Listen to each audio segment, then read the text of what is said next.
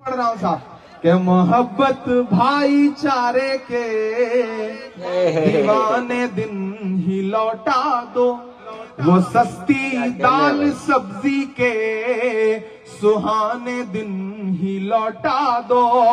ये अच्छे दिन तो अंबानी अडानी को मुबारक हो, हमें ऐसा करो साहेब पुराने दिन ही लौटा दो, हमें ऐसा करो साहेब पुराने दिन ही लौटा।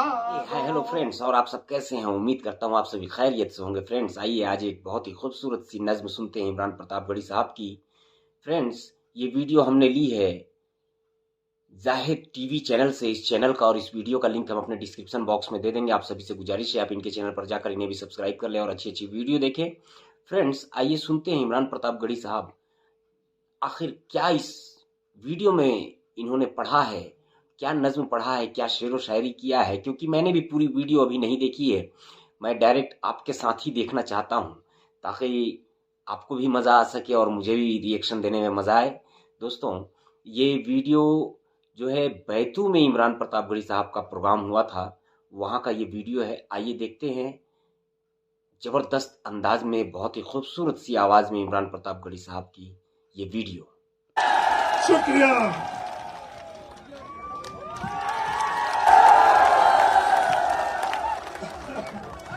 पाटौदी की ऐतिहासिक सरजमीन, माइक ये ठीक है, वो ठीक है।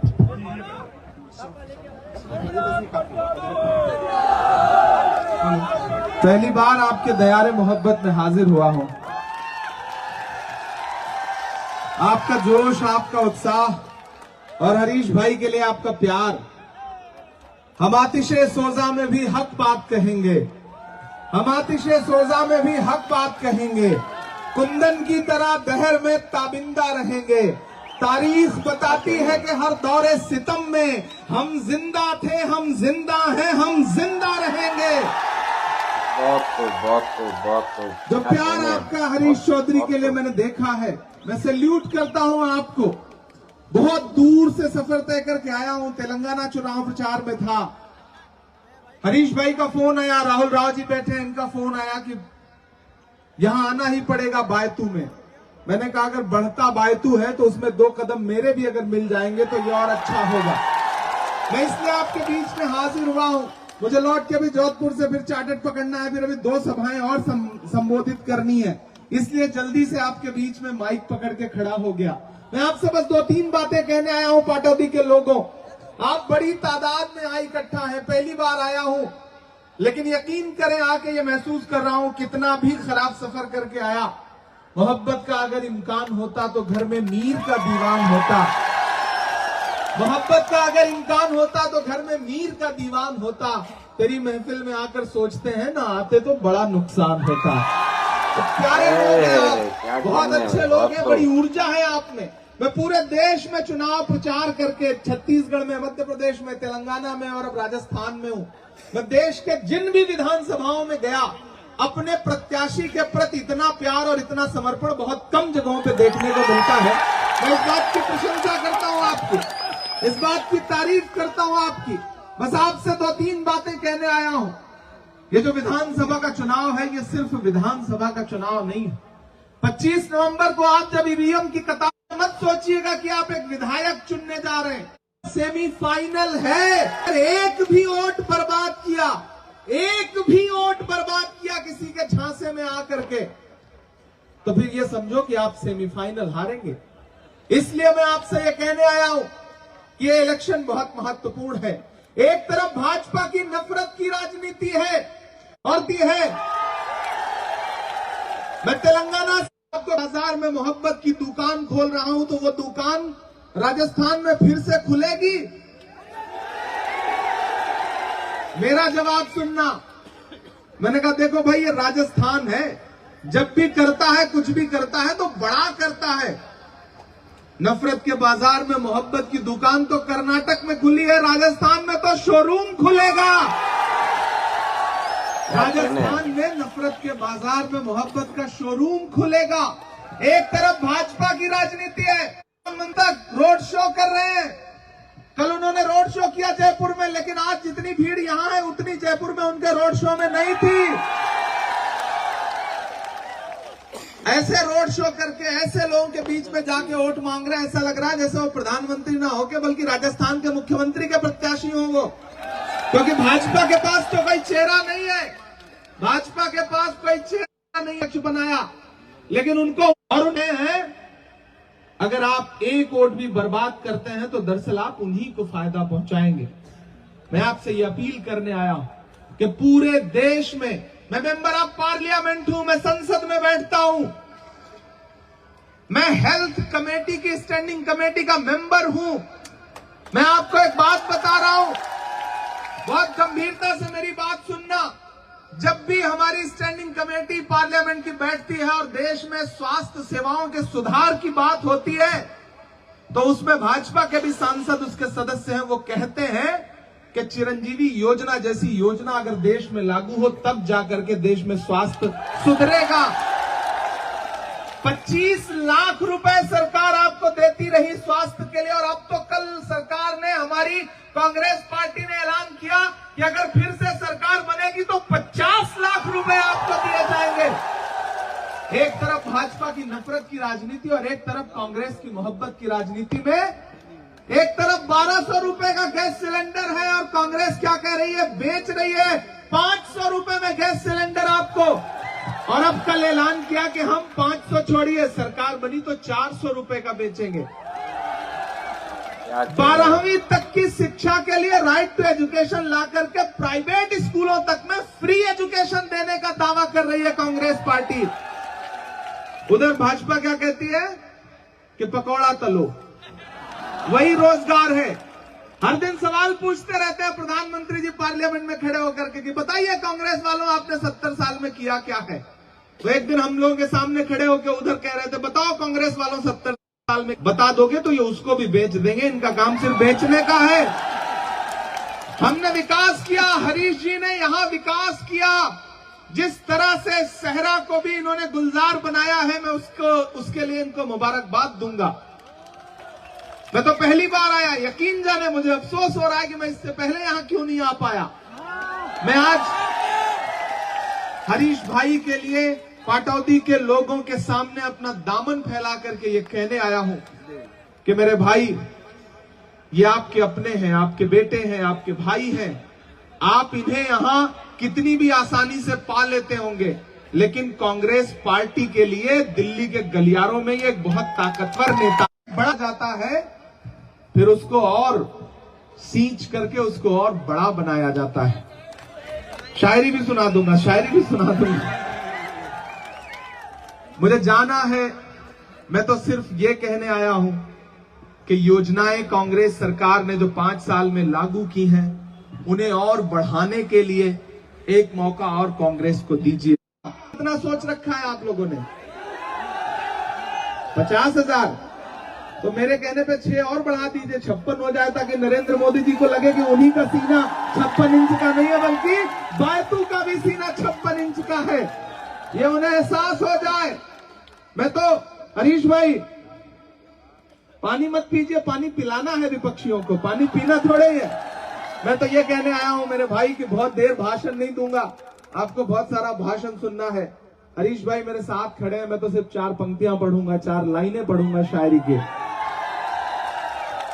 कि दायरे में सिमट के आएगा, ये जो इधर उधर छोटे छोटे दल घूम रहे हैं, वो सोचते हैं कि वो हरीश चौधरी का वोट काट लेंगे और हरा देंगे, तो मैं उन्हें बताना चाहता हूं कि दायरे में सिमट के आएगा, हर रवायत से हट के आएगा, आंधियों को जरा खबर कर दो, आंधियों को जरा खबर कर दो, शेर वापस पलट के आएगा। क्या कहने हैं भाई, क्या कहने हैं, बहुत क्या शेर है भाई, के आएगा। 25 तारीख को आपको ईवीएम की कतारों में लगना है। बस एक बात का ख्याल रखना है कि आप बड़े भोले लोग हैं, सुबह चाय की दुकान पे बैठते हैं तो सरकार बना भी देते हैं, बिगाड़ भी देते हैं, लेकिन जिस दिन वोट डालने जाना होता है आपको लगता है कि आज धूप बहुत है, कौन जाके लाइन में लगे। नहीं, अपने एक एक वोट की अहमियत समझना है। बस ये सोचना है कि हरीश चौधरी आपके ही वोट से जीतने जा रहे हैं। आप खुद हरीश चौधरी हैं। ये चुनाव आपको हरीश चौधरी बनकर के लड़ना है। तो 25 तारीख को अपने घरों से निकलिए। और मैं खास तौर से अकलियत के साथियों से कहना चाहता हूं, आपके हमदर्द जो यहां पे आएंगे, दरअसल वो सिर्फ यही आपके हमदर्द हैं। वो दिल्ली में जब बैठते हैं तो कब नरेंद्र मोदी की गोद में बैठ जाते हैं पता भी नहीं चलता है। इसलिए मैं आपसे अपील करना चाहता हूं अकलियत के साथियों कि मैं कई 100 किलोमीटर दूर से आपके बीच में आया हूं, पहली बार आया हूं। आप मेरी शायरी की वजह से मुझे प्यार करते हैं, मुझे मोहब्बत देते हैं, तो मैं हरीश भाई के लिए दामन फैला के कह रहा हूं कि इस बार इतना वोट पाटौदी से दीजिए, इतना दीजिए कि पिछली बार का जो मार्जिन था पाटौदी में, उससे कई गुना बात आगे बढ़ जाए, ताकि हरीश भाई को महसूस हो कि पाटौदी ने पूरी की पूरी मोहब्बतें इनके दामन में डाल दी है। हाँ, एक शायरी और सुना दूंगा। आप वोट देने का वादा करते जा रहे हैं, मैं एक नहीं कई शायरी सुना दूंगा। मैं कहां मना कर रहा हूं, मैं तो यही करने के लिए आया ही हूं। मैं तो एक और वादा करता हूं, आप हरीश भाई को बड़े अंतर से जिता करके विधानसभा में भेजिए। कोई दो राय नहीं है, फिर से कांग्रेस की सरकार बदलने जा रही है। इस बार राज नहीं रिवाज बदलने जा रहा है। ये मीडिया के जरिए चाहे जो नैरेटिव बनाने की कोशिश करें। मध्य प्रदेश, छत्तीसगढ़ में चुनाव हो चुका है 17 तारीख को। प्रचंड बहुमत के साथ सरकार बन रही है दोनों जगहों पर। मैं प्रचार करके आया हूं। उधर बचता है तेलंगाना, वहां भाजपा खाता खोल ले, यही बहुत बड़ी बात है। अब भाजपा ने पूरी ताकत कहां झोंक दी है? राजस्थान में। इसलिए बायतू वालों, जो बढ़ता बायतू का सपना हरीश भाई ने देखा है, उस सपने को पूरा करने की जिम्मेदारी आपकी भी है। अब इम्तिहान आपका है। मैं राजस्थान के बारे में सुनता रहा हूं, 36 कौमें, 36 बिरादरियां। मैं तो यहां मौजूद एक एक साथी को सलाम करूंगा। एक तरफ भाजपा की नफरत की राजनीति है, वो बांटते हैं हिंदू, मुसलमान, सिख, ईसाई, लेकिन आज पाटौदी में मैं पहचान नहीं सकता कि इस भीड़ में कौन हिंदू है, कौन मुसलमान है। ये है इस शहर बायतू की ताकत। इस ताकत को बचाने के लिए आपको हरीश चौधरी को मजबूत करना पड़ेगा। गांधी को वोट मिलेगा। आप हरीश चौधरी को वोट देंगे तो मल्लिकार्जुन खड़गे जी को मिलेगा। आप हरीश चौधरी को वोट देंगे तो प्रियंका प्रतापगढ़ी को मजबूत करेंगे। मैं चाहूंगा, और 3 दिसंबर को पूरे देश का रिजल्ट आ रहा होगा तो मेरी नजरें सबसे ज्यादा बायतू पर होंगी। मुझे शर्मिंदा तो नहीं होना पड़ेगा, नहीं होना पड़ेगा ना, नहीं होना पड़ेगा ना। एक एक वोट हरीश भाई को दीजिए। मैं वादा करता हूं कि पहले तो नहीं आ पाया था, लेकिन हरीश भाई को 3 तारीख को जिताइए तो मैं इसी जगह एक बार शुक्रिया अदा करने फिर से आऊंगा और खूब सारी शायरी सुनाऊंगा आपको। जाते जाते बस आपसे इतना कह के जा रहा हूं कि कहां सोया है चौकीदार, कहां सोया है चौकीदार। 1200 का गैस सिलेंडर बेचा उन्होंने, हमने 500 का बेचा, अब 400 का देने का वादा कर रहे हैं। तब मैं ये मिसरे पढ़ता हूं कि कहां सोया है चौकीदार, कहां सोया है चौकीदार। पेट्रोल और डीजल की कीमत रही सैकड़ा मार, कहां सोया है चौकीदार, कहां सोया है चौकीदार।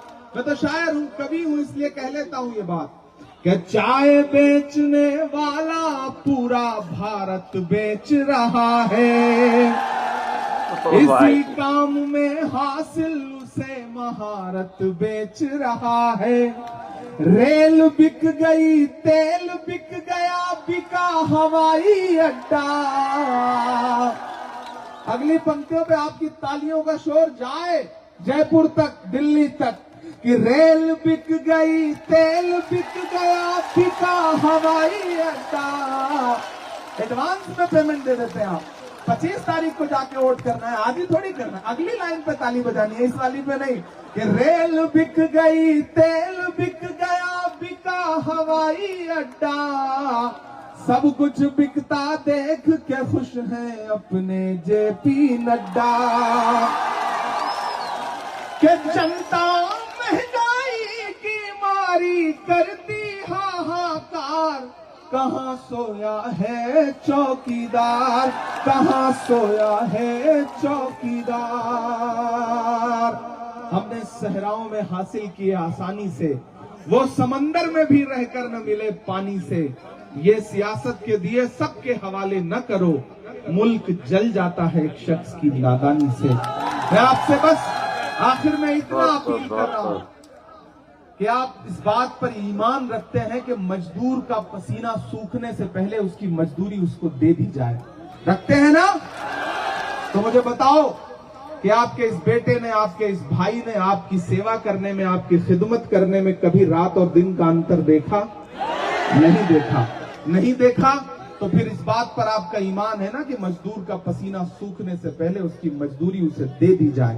तो अब वक्त आ गया है, 25 तारीख को हरीश भाई आपके बीच नहीं आएंगे, आपको हरीश भाई बनकर के बूथ पे लड़ना है, वोट डलवाना है, जिताना है। आप इन्हें जिताइए, मैं फिर से आपके बीच में आऊंगा। बहुत शुक्रिया। मुझे जाना है, डाइस पे जो लोग बैठे हैं, आज सबसे बहुत अच्छा तारुफ नहीं हो सका, लेकिन मैं वादा करता हूं कि मैं अगली बार आऊंगा, आपके बीच में बैठूंगा। अभी आप बैठे रहेंगे, जिग्नेश भाई को बोलना है, बाकी साथियों को भी बोलना है। देखिए, मैंने आपसे कहा ना कि मैं जल्दी फिर आऊंगा, खूब सारी शायरी सुनाऊंगा। अच्छा, ठीक है, मैं 4 लाइनें और सुना देता हूं। प्रधानमंत्री जी देश भर में घूम घूम के कहते हैं ना कि अच्छे दिन आएंगे, अच्छे दिन आएंगे। मैं तो 4 पंक्ति पढ़ रहा हूं साहब कि मोहब्बत भाईचारे के दीवाने दिन ही लौटा दो, वो सस्ती दाल सब्जी के सुहाने दिन ही लौटा दो। ये अच्छे दिन तो अंबानी अडानी को मुबारक हो, हमें ऐसा करो साहेब पुराने दिन ही लौटा दो, हमें ऐसा करो साहेब पुराने दिन ही लौटा दो। बहुत शुक्रिया, बहुत मोहब्बतें। शुक्रिया पटौदी, इतना मोहब्बत देने के लिए। आज मुझे जाना है, वरना ये शहर तो वो है जहां ठहर जाने का मन कर रहा है। बहुत शुक्रिया, बहुत मोहब्बत, बहुत शुक्रिया, बहुत मोहब्बत, बहुत शुक्रिया। देश की क्रांतिकारी आवाज, पिछड़ों की, दलितों की, अकलियतों की मजबूत आवाज, देश की युवाओं की मजबूत आवाज, संघर्ष से देश के अंदर अपनी पहचान बनाने वाले। बहुत खूब, बहुत खूब। दोस्तों, आपको ये वीडियो कैसा लगा आप कमेंट में जरूर बताएं, और जल्द से जल्द मैं इसी तरह का और अच्छा वीडियो आपके लिए लेकर आता रहूंगा। आप सभी से गुजारिश है कि आप हमारे चैनल को सब्सक्राइब कर लें और अच्छी वीडियो देखें। दोस्तों, इस वीडियो में जरूर जो है कि इमरान प्रतापगढ़ी साहब भाषण दे रहे थे, साथ में नज़म भी पढ़े, मगर उनके जो स्टेज पे चढ़ने के बाद में उनका जो अंदाज होता है बहुत अलग होता है। दोस्तों, आपको कैसा लगा आप कमेंट में जरूर बताएं। अगला वीडियो लाने तक के लिए अल्लाह हाफिज, दुआ में याद रखें।